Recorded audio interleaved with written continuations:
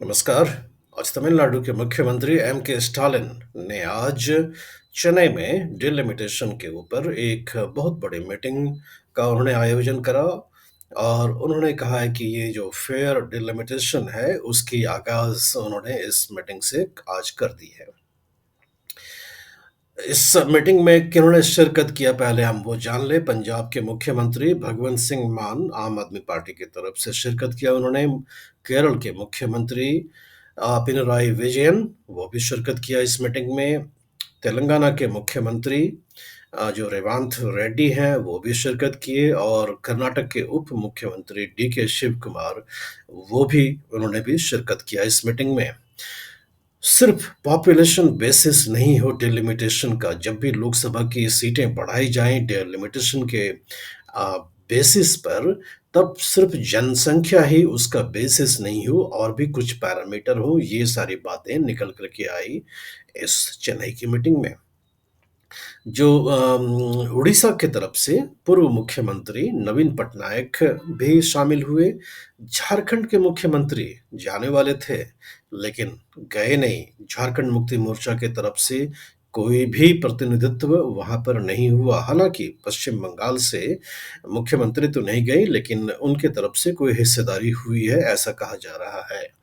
तो एक सबसे बड़ी बात ये है कि झारखंड पीछे हट गया इस मीटिंग से, लेकिन हालांकि झारखंड के मुख्यमंत्री हेमंत सोरेन ने एक ट्वीट करके एक अपना मैसेज छोड़ दिया, एक सिंबॉलिक पार्टिसिपेशन अपना बता दिया और उस ट्वीट में हेमंत सोरेन ने कहा है कि जो परिसीमन है लोकसभा के सीटों को बढ़ाने के लिए, उसकी जो बुनियाद है सिर्फ जनसंख्या नहीं होनी चाहिए।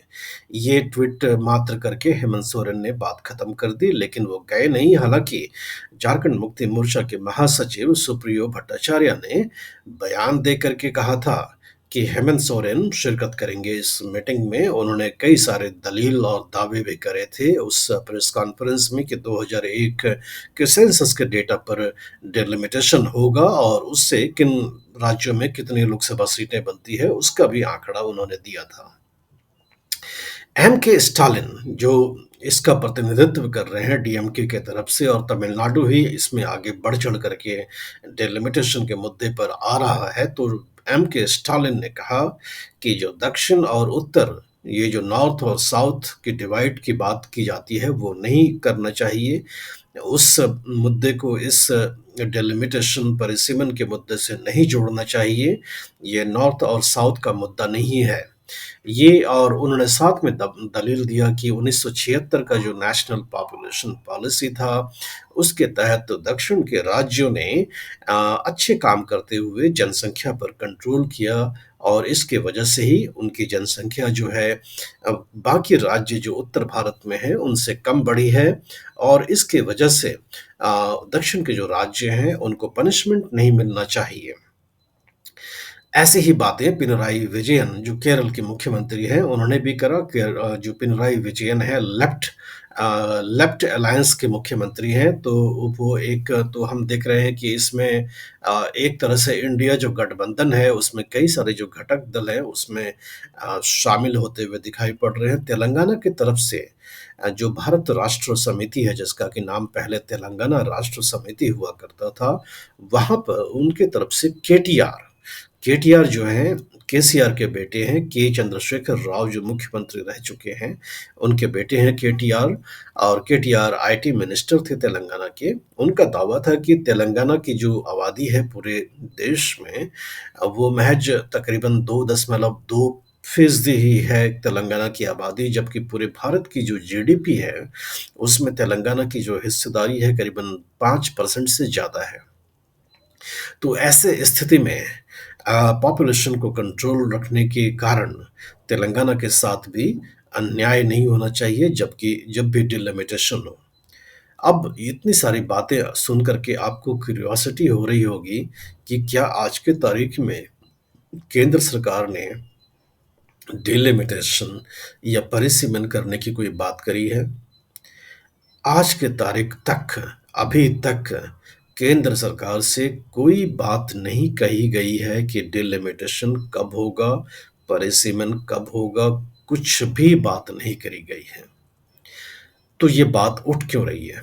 इस बात के उठने का सिर्फ एक कारण है, एक नहीं 2 कारण हैं। जो न्यू पार्लियामेंट बना है, इसमें सीटिंग कैपेसिटी काफ़ी बढ़ी हुई है। तकरीबन 1000 मेंबर लोकसभा के चैम्बर में बैठ सकते हैं, उससे ज़्यादा बैठ सकते हैं, इतनी बढ़ी हुई है वहाँ पर संख्या। ऐसे ही राज्यसभा में भी बढ़ी हुई है। तो पहला तो इस न्यू पार्लियामेंट बन जाने के बाद से ही कयास लगाना शुरू कर दिया लोगों ने कि शायद नरेंद्र मोदी की जो सरकार है बहुत जल्द डिलिमिटेशन करेगी। पहली बात तो ये। दूसरी बात ये कि 1971 तक हर 10 साल के बाद डिलिमिटेशन लोकसभा के सीटों को बढ़ाने के लिए देश में होता रहा था।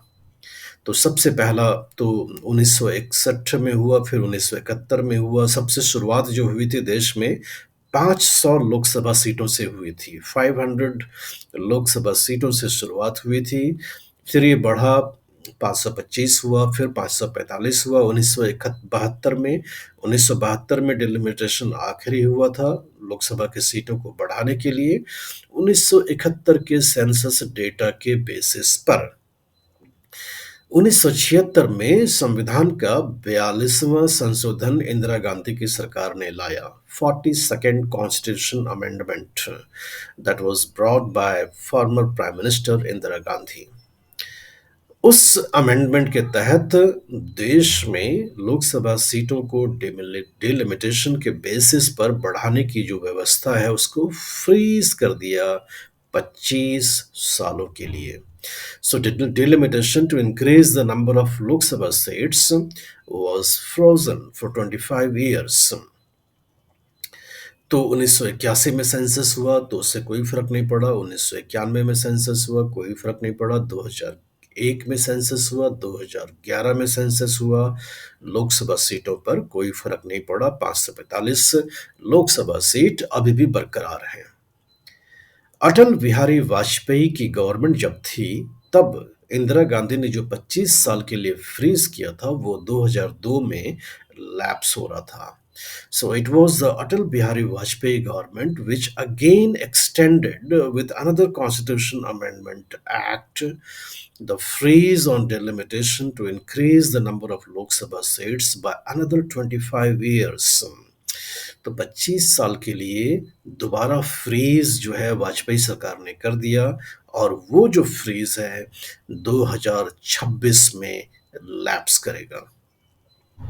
अब जो इंटरप्रिटेशन ये है कि जब भी डिलिमिटेशन देश में होगा to increase the number of the Lok Sabha seats, वो एक नए सेंसस के बेसिस पर होगा। तो नया सेंसस कौन सा? क्या जब डिलिमिटेशन की कार्यवाही शुरू करी जाएगी उसके बाद सेंसस कराया जाएगा, या जो सबसे लेटेस्ट सेंसस रहेगा उसके बेसिस पे कराया जाएगा? तो सबसे जो लेटेस्ट सेंसस है अपने देश के सामने वो 2011 का है। लेकिन कुछ लोगों का ये कहना है कि सरकार 2011 नहीं 2001 के सेंसस पर शायद परिसीमन कराएगी। शायद हम इसलिए कह रहे हैं क्योंकि कोई भी आधिकारिक रूप से किसी ने भी कुछ नहीं बोला है कि परिसीमन कब होगा, कैसे होगा और किस मैकेनिज्म के थ्रू होगा। 2021 का जो सेंसस है वो 4 साल बीत गए, उसकी प्रक्रिया जो है अब तक शुरू नहीं हुई है। 2025 के हम लोग अब लगभग एक क्वार्टर खत्म होने जा रहा है, एक तिहाई खत्म हो गया और कोई अंदेशा नहीं है कि कब तक ये सेंसस शुरू होगा।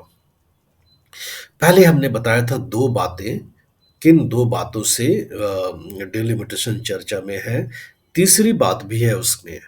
तीसरी बात यह है कि जब विमेन रिजर्वेशन बिल संसद ने पास किया तो वो विमेन रिजर्वेशन जो कि 1/3 जो सीटें हैं लेजिस्लेचर में, विधायिका में, in parliament and state legislatures to reserve seats for women, ये एनफोर्स तब होगा जब डिलिमिटेशन कर करके सीटें बढ़ा दी जाएंगी। तो विमेन रिजर्वेशन बिल जब पार्लियामेंट ने पास कर दिया तो इसका यह मतलब है कि परिसीमन होगा। ये नहीं कि 25 साल के बाद एक बार और फ्रीज लग जाएगा, मतलब होगा। तो ये अब कब होगा? क्या 2029 का जो लोकसभा चुनाव है परिसीमन होकर के बढ़े हुए लोकसभा सीटों के बेसिस पर चुनाव होगा? या सरकार 2031 का अब सेंसस का इंतजार करेगा और 2031 के बाद जाकर के परिसीमन करेगा? अगर ऐसी स्थिति है तो मोदी सरकार को फिर से संसद में एक बिल लेकर के आना पड़ेगा, संविधान संशोधन बिल, जिसमें कि 2026 में जो ये लैप्स हो रहा है फ्रीज, उसको एक अलग अवधि के लिए बढ़ाना पड़ेगा। चाहे 5 साल, चाहे 10 साल, चाहे वो संसद के ऊपर है। क्योंकि संविधान में यह निहित है कि हर 10 साल में आपको सेंसस के डेटा के तहत लोकसभा की सीटों को बढ़ाना है। तो अगर आप नहीं बढ़ाते हैं तो संविधान संशोधन बिल लाना पड़ेगा। इसी बीच में राष्ट्रीय स्वयंसेवक संघ की बेंगलुरु में 3 दिन की मीटिंग चल रही है। उसका दूसरा दिन आज यानी कि शनिवार को था और उनके कार्यवाह जो अरुण कुमार हैं, उनका वक्तव्य आया कि देश में परिसीमन डिलिमिटेशन के मुद्दे पर भ्रम फैलाने की कोशिश की जा रही है और उनके लिए देश जो है भारतीयता जो है, भारत की जो पहचान है, जो भारत की जो आइडेंटिटी है, वो कोई ज्योग्राफी नहीं है बल्कि यहाँ के कल्चर है, यहाँ के लोग हैं। तो लोगों को ये भ्रम फैला करके नॉर्थ साउथ ये बातें कर करके डिवाइड नहीं करनी चाहिए, ऐसा करके उन्होंने किया है, बात किया है। और इसके एक दिन पहले अ, मुकुंदा सीआर जो है, उनके एक और जॉइंट जनरल सेक्रेटरी हैं आरएसएस के, उन्होंने एक वक्तव्य दिया था कि परिसीमन जब भी होगा तो उन्होंने अमित शाह जो गृह मंत्री हैं, उनके कोयम्बटूर में दिए गए वक्तव्य का हवाला देकर के कहा कि जो वर्तमान में लोकसभा में किसी भी राज्य की जो लोकसभा सीटों का ताकत है, जो रेशियो है, यानी कि 545 जो पूरी संख्या है और आज के तारीख में मान लेते हैं कि किसी राज्य में 40 लोकसभा सीटें हैं, तो ये जो रेशियो बनता है तो नई परिसीमन हो जाने के बाद भी यही रेशियो बना रहेगा, ये उनका दावा है। हमने मीडिया में कहीं नहीं देखा कि अमित शाह ने ऐसा कोई स्टेटमेंट दिया है। अमित शाह ने, जो हमें मालूम है, कि उन्होंने सिर्फ ये कहा था कि किसी भी राज्य की सीटें नहीं घटेंगी परिसीमन हो जाने के बाद।